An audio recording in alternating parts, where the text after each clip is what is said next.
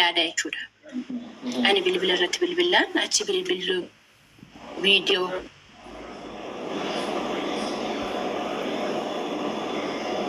kaastee inni rafaa jira. Isheen immoo nafaana dhufee maaf kana haaraa isaanii achumaan booda na oksii deebisuuf jedhee isaa fi hawwaa ta'uu dinnaan mucaan garaa ishee keessatti hafe akkanumaan itoo jiranii na oksii deebisuuf ture. Inni na jaallata na dhabuun barbaadu. Anillee baay'ee nama tokko jaalladhaan sii galee ani baay'ee jaalladhaan achumaan booda mucaan gamii daldalaa yookiin immoo kan biyya biraa shamarran biyya keessa ta'anii gara jechuun biirootti nama geessanii jira miti akkas biyya Arabaa kana nama geessanii ni beekta jedhee abdiin qaba. Inni waan akkasii hojjeta namallee qaba boolee keessaatii nuyi kan wajjin turre beesaa waggaa ja'a erguma ta'ee jiruuti. Nuti amma fakkeenyaaf nuti waraqaalee barreeffannee masagaajaatii qabna jechuudha. Ani yeroo duraa biyya Beeruutii deemee achi ture. Ani waama kanallee hin beeku isa bira deemee isa biratti isallee dubbisee amma garuu biyya biraa jira. Inni garuu ani yoo inni dubara faana haasa'ullee hojii isaati waan ta'eef natti mufatate na jedheen zim jedha. Hojii isaa waan ta'eef namni tokko hojiidha waan ta'eef ittiin dubbadhu. Wanna irratti janajjanaa'es immoo narratti bultoo ijaarrataa jeeguun kuma yaadellee hin beeku maaliif hojiidha waan ta'eef haasa'u hojii isaatii uf jijjiira jedheetan si galee.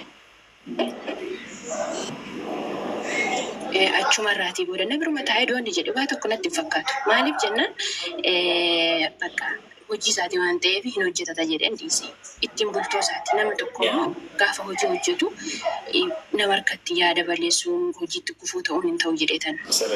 Achumaan booda otuma teenyu ani deemee ji'a 5 hin finne na daawwaleetu mucaan tokko abbaan shifaatii ishee dadhabduudha. Dhaqeetanii fuudha boolee dhuftee akka tasaa buutee jennaani hayyee dhaqii fuudhi kaamaan rakkoo qabaree jedhanii. Bakki tokko keessaa hin dhufne waggaa baay'ee waan hojjetee beeku. Achiitii booda dhaqee fuudhee gaafa fuudhee achiitii booleetti gaafa fuudhee galgala wal bira bullani. Achi bilbileefi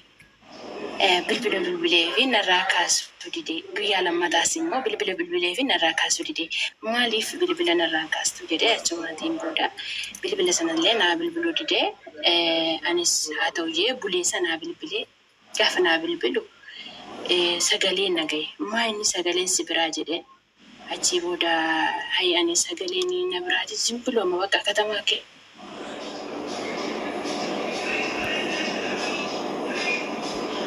Shamarrallee biraan dhibamtu waan ta'eef maal godhareen hojii isaatiin.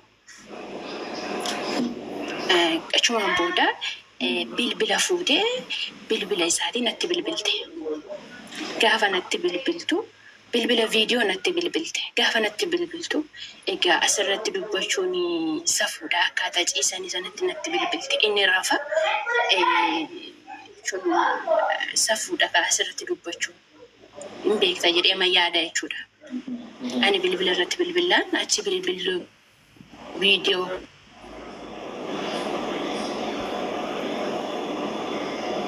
kaastee inni rafaa jira. Isheen immoo nafaana dhufee maaf kana haaraa isaanii achumaan booda na oksii deebisuuf jedhee isaa fi hawwaa ta'uu dinnaan mucaan garaa ishee keessatti hafe akkanumaan itoo jiranii na oksii deebisuuf ture. Inni na jaallata na dhabuun barbaadu. Anillee baay'ee nama tokko jaalladhaan sii galee ani baay'ee jaalladhaan achumaan booda mucaan garaatti hafe garaa keessaa baay'isuuf jedhee natti bilbilee ani garaa keessaan baay'isiisa wanta akkasii dogoggoreen jenna. Mucaan kun boru dhalatee nama biyya bulchuu danda'u nama maatii bulchuu nama bakka waan akkasii hin ta'u karaa irratti nama hambisu namni jedhetanii itti hime. Sigale. Dhiifama gootee achi maatiin booda yaa'u eega dhiifama godheef maaliif namni tokko garaa keessaatii baasu anaaf cubbunatu fudhatame jedhee kanarratti. Amma yoo garaa keessaa ba'e mucaan yoo badee kanaanatu firdii fudhataa bare Sigale akka macaafa keenyaatti. Amma toon amma fakkeenyaa fi mucaa kana baasisi minaamin jedheeni firdii anatu fudhata booda. Mucaan kun yoo amma fakkeenyaaf haati miidhamuu dandeessi, mucaa miidhamuu danda'a. Ani isa dhabu yoon jedhe akkamittiin akkas godharee hin ta'u. Sigale hin barbaachisu immoo kana gochuun. Achi maatii booda otuman kanaan jiruuti warri koollee beeku warri isaallee beeku akka nuti wal faana jirru. Mucaallee godhatanii daa'ima godhatanii warri koo isa faanallee hin haasa'in naan jedhanii isa faanallee hin dubbatin naan jedhanii duras jalqaba warra koo isumaaf je'ee jibbee warri koo hin ta'anii bakka mucaan kun siin ta'u warri isaa akkasii maal isaa akkasii utuma naan jedhaniifi bakka sababan jaalladhufan faana bahe amma garuu nama biraa jaalladhee amanii faana ta'uu baay'ee tokko natti ulfaate mee maan naan jetta. Okay, galatoomii dhugaa dubbachuu fi dhiifama naa godhi malee namoonni as jala jirtan barumsa isinii haa dhaggeeffadhu. Kanaan dura guyyaa tokko dubbadheen ture filannoo tola jalqaba filannoo toluun baay'ee murteessaadha baay'ee barbaachisaadha jedhee dubbadheen ture. Jalqabatu jaalala keessan gadini namni tokko mirga filachuu qaba. Tu rileeshinii keessan sirriitti nama kanaa naaf ta'amuu naaf ta'uu isa jedhu sirriitti beekuu mirga qaba. Isinii galeera jalqaba filannoo toluun baay'ee barbaachisaadha. Amma asirratti gurbaa kanatti wanta murteessuu qabu. Sababni isaa tokkoffaa amala isaa jiraachaa jiran, eenyummaa isaa sirrii jiraachaa jiran. Kanaan ala jiraachuu hin danda'u. Tokkoffaa hojiin isaa baay'inaan shamara wajjin wal isa argisiisa. Inni rakkoon qabu hojiidha. Inni amante isheen iyyuu. Inni lammaffaa dhiifama gochuuni nama tokko dhiifamni hin godhama bira. Dhiifama gochuuf hin garuu deebi'anii jireenya ofii keessa gashuu miti. Yaa obboleettii kiyya situ jaallata malee situ isa dhabuun barbaadu malee inni si dhabuu nama barbaadu miti jechuun nama siniyyuu si barbaadu miti. Siif jaalala dhugaa nama siif qabu iyyuu miti. Haqqii ma jiru dhugaa ma jiru jaalamu reeyoon sitti immoo namni sirriitti shamara kan biraa wajjin dhaqee ciisu. Namni utuu ati na jaallatatuuti nan jaalladha jettu namni dhaqee dubartii kan biraa wajjin ciisu akkas jechuun maal jechuudha beektaa? Ati isaaf hin taatu, ati naaf hin taatu sitti gammadaa miti ani. Ati anaaf nama geessu miti sitti gammachuu hin qabu jechuudha. Hiikni isaa. So waan isinii si wajjin jiraachuu koof waan hin gammachuu hin qabnee fi dhaqee shamara kan biraa wajjin jiraadhaa jechuudha. Si galeera? Kanaafiyyuu situ jaallata situ isa dhabuu hin barbaadu malee obboleessi kun siin jaallatu. Sitti meeraan irra deddeebi'ee karaa baay'ee sitti meeraan milikitaan. Tokkoffaa shamara sana dhaqee gaafa fuudhu rakkoon qabu hojii isaadhaa dhaqee fuudhu rakkina hin qabu. Dhaqee fuudhee wajjin bulee sitti hime sin jaalladhu siin jechaa ragaa milikitaan. Borii isaas siin kaasu. Isa booddee yeroo kan biraa yeroo kan biraa yeroo ati bilbiltuu fi shamara wajjin jira ammas akkasuma. Obboleettii kiyya maal amma kana goyyoomu sabboontu amma kana gowwoomu sin barbaachisu bara. Na jaallata na dhabuun barbaadu akkamitti jettati nama akkasiidhaan. Haa maal taate? Isa kanarratti immoo waasii dabalu yaada dabalata. Yeroo akkas jettu yaadni kee kanan inni jedhe irratti murteessitee dubbatte. Garuu kan isheen jette immoo waa biraatiin isa kana anatu sitti mudhiise. Isheen birrii fiddee dhufaa jira jettee goyoomsite. Daldaltoonni birriif goyyoomu. Okay? Isaan birriif goyyoomu birrii fida jettee dhufte. Ani durumaan iyyuu birrii birrii tokko isarratti hin ergine. Maaliif jennaan warra kiyya irratti ergee warra kiyya biratti waa baay'ee hojjetadhe. Maaliif jennaan tokkoffaa hin qaama tokkoffaa baqa waa min taane hojjeta. Kanaaf jee maallaqa kiyyatti ergu dhiise. Anaan hin na jaallata bultiillee afaan horachuu barbaada. Hamma ammallee anaan hin na jaallata. Gina qafideen dhufaa jetteeni isheen jechuudha. Maallaqa hanga kaminaan qaba jetteeni. Maallaqaan guyyoomsameetu inni narraa adda bahu. Yaa, okay. Ammas dhiifama naa godhe. Ammas maallaqaan guyyoomsamu jechuun maal jechuudha?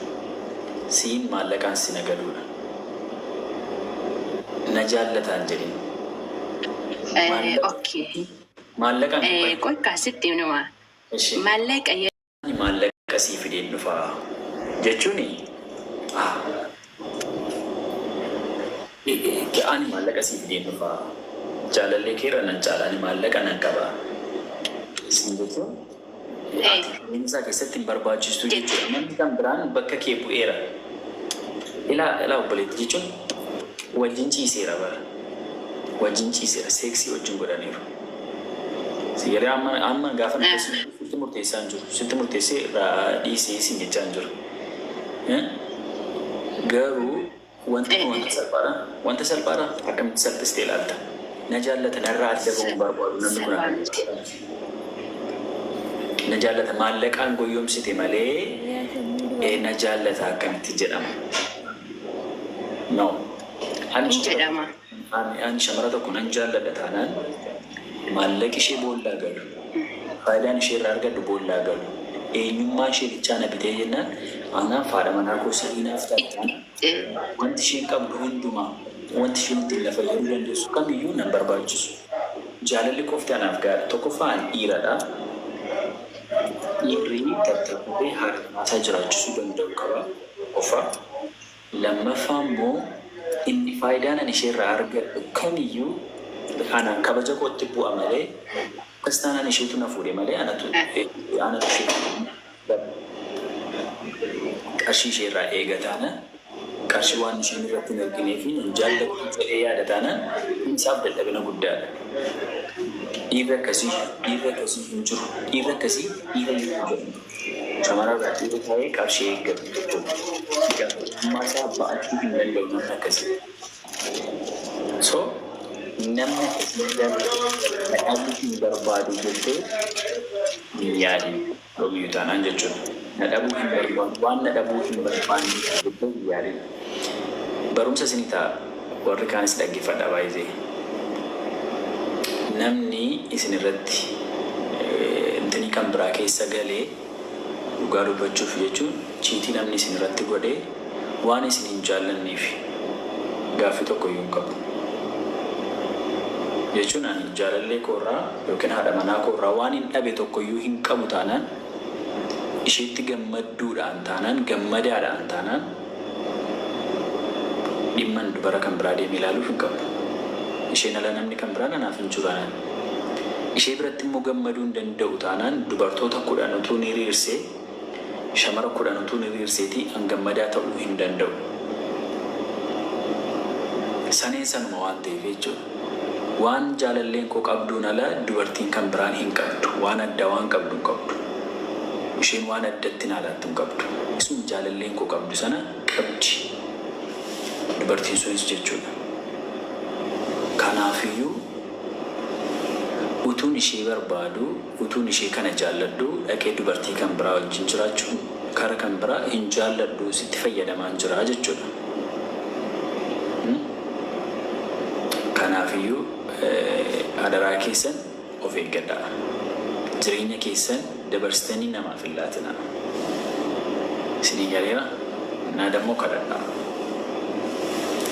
Innaa akkasi sabboontu sitti murteessaan jiranii sitti murteessaan jiru garuu jireenya kee kan akka jiraachuu qabdu situ beekaa.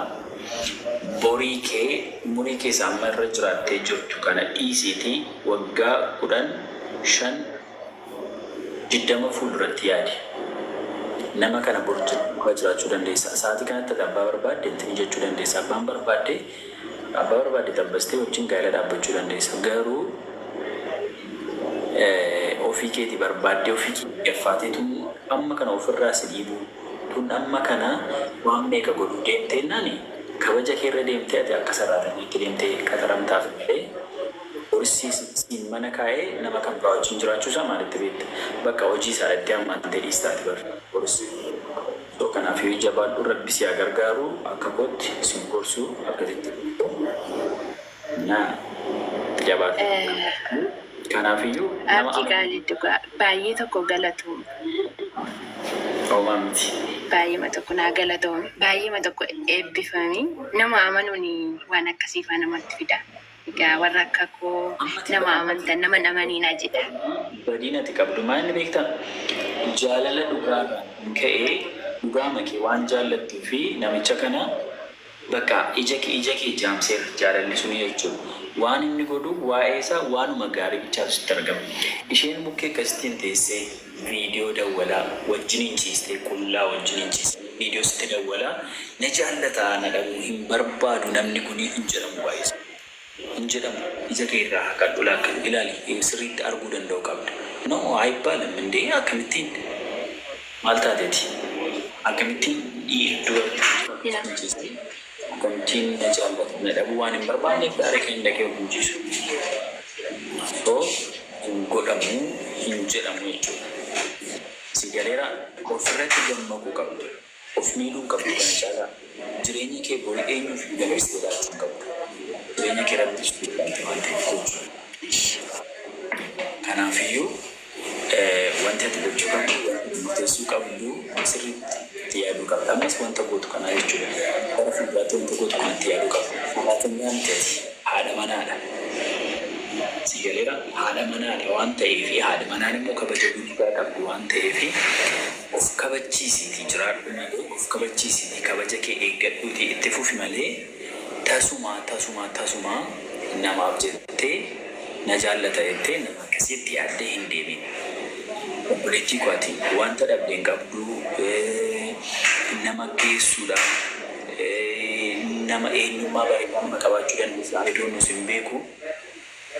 Eenyu si jaallatee namni si jaallatee bor gara jireenya keetii dhufuu danda'a. Garuu sirriitti mirga filachuu qabda malee nama kan akkamittiin na jaallatatte nama amma kana si miidhuu nama amma kana sirriitti deemachaa jiraatu na jaallatatte akkamittiin gaa'ela keessa galta. Dusii qabaachuun isaa rakkina hin qabu. Si jaalala dhugaa si jaallataanaan adeemsa keessa dhiisuu danda'a. Adeemsa keessa jijjiiruu danda'a. Inni ulfaataadha baay'ee. Si galeera garuu amala amaarifisaa siisan jenna jedhama. Amala akkasii amala namoota adda addaa hojjetu qabatan akkuma ulfaataadha. Mana isaaf kabaja hin qabu. Kana nattu. Haadha manaa isaaf jaalala hin qabu. Ijoollee isaaf boriftaaniyyuu adagaa qabu. Balaa guddaadha waan ta'eef beekamuu siin jira anyways. Abdii kanarratti waan asiin jedhu sababuma suusii garaa qabuu fi warri koo jibban dammoo jechuudha. Ani dhugaa dubbachuu fi warri koo qabeenya qabu warri isaa qabeenya hin qaban. Duras immoo warri isaa qabeenya hin qaban waan ta'eef hin barbaannu naan jedhan warri koo. Ani immoo lakki waa'ee qabeenya irratti hundaa'u jaalalli jedhetan faana bahe. Si galee kanarratti wanni si galuu qabu. Inni immoo kanuma keessaa suusii adda bakka basmaam otoo argite bakka si jibbisiisa akkaatamti jireenyi isaa iyyuu jijjiirama jedhee durumallee akka kanatti faanaan ture jijjiiramuu dadhabe bakka balaan kun iyyuu ittiin bahe si galee. Baay'isiitii of eeggadhu. Ammas maal siin jechaa jira namoonni as jalaa yoo argite koomentii si barreessaa jiran illee dhiisii siin jechaa jira. Dhugaa dubbachuuf seenaan akkasii na mudatee hin beekan. Namni amma kana waan amma kanatu argu namni wajjin ta'u jira jedhee yaadu. Baay'ee murtoo guddaadha kana ta'u irratti murteessite. Kanaafiyyuu siin barbaachisu ittiin fufinii siin jira. Jireenya gaariin siif hawwaa jireenya bareedaa galatuun ulfaadha. Eebbifamii gooftaan isaa eebbisu naaf jiraadhu. Siin jedha baay'ee tokko si jaalladha baay'ee tokko si kabaja. Galgal gaarii. Sin kabaja sin jaalladha ulfaadha. Naaf jiraadhu.